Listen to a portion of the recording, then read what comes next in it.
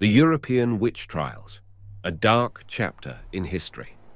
The European witch trials were a dark chapter in history marked by widespread fear, hysteria, and persecution that occurred primarily in the early modern period from about 1400 to 1775. About 100,000 people were prosecuted for witchcraft in Europe and British America.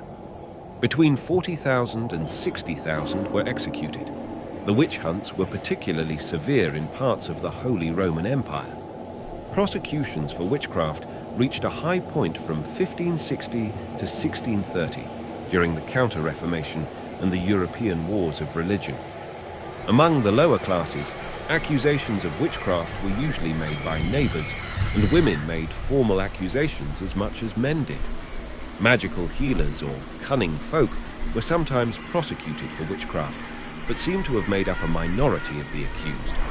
Roughly 80% of those convicted were women, most of them over the age of 40. In some regions, convicted witches were burnt at the stake. Several factors contributed to the proliferation of these trials. Religious tensions, especially during the Protestant Reformation, played a significant role as different factions vied for power and sought to eliminate perceived threats to their religious ideologies. The Catholic Church's Inquisition and various Protestant denominations intensified the persecution of supposed witches, viewing them as heretics and enemies of the faith.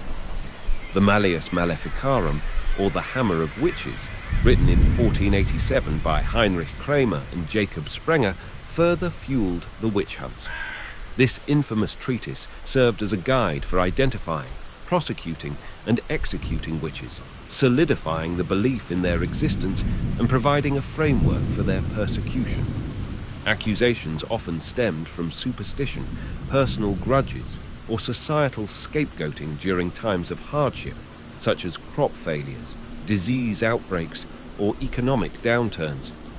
The accused faced horrifying trials where confessions were extracted through torture, leading to the conviction and execution of thousands. The methods used to extract confessions were brutal and inhumane, including drowning, the infamous swimming test, burning at the stake, hanging, or other forms of execution.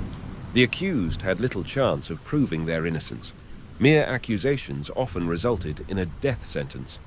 The witch trials gradually declined in the late 17th and early 18th centuries as skepticism grew regarding the validity of accusations, and legal reforms started taking place in various parts of Europe. Intellectual movements, such as the Enlightenment, also contributed to a shift in attitudes towards superstition and irrational beliefs, leading to a decline in the belief in witchcraft. The European witch trials left a haunting legacy, symbolizing the dangers of mass hysteria, religious fanaticism, and the unchecked power of institutions. They also serve as a reminder of the vulnerability of marginalized groups, especially women, in times of societal upheaval and fear.